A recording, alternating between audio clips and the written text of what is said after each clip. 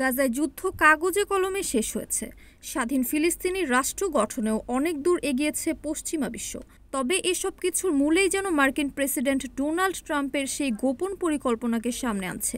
মধ্যপ্রাচ্যে অবৈধ ইসরায়েল রাষ্ট্রকে বৈধতা দিতে আব্রাহাম চুক্তিতে আরব দেশগুলোর সম্মতির জন্য জোর তৎপরতা চালিয়ে যাচ্ছেন ট্রাম্প।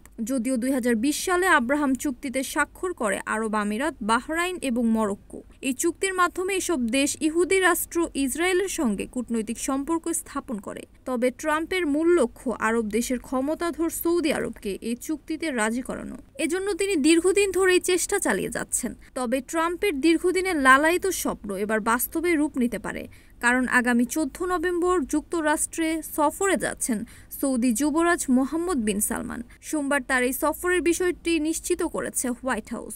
যদিও সৌদি আরব এই চুক্তিতে যোগদানের ক্ষেত্রে দোলাচলে রয়েছে, কারণ ফিলিস্তিনি রাষ্ট্র গঠনে এখনও তেমন কোনো কার্যকরী পদক্ষেপ নিতে পারেনি পশ্চিমা বিশ্ব।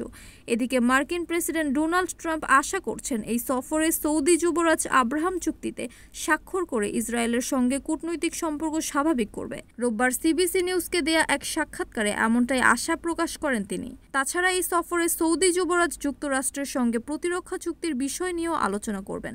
রয়টার্সের প্রতিবেদনে বলা হয়েছে, এবার এই ঐতিহাসিক এই চুক্তিটি স্বাক্ষরিত হতে পারে।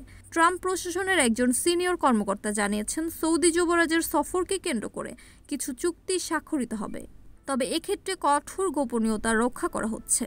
NAN TV news desk.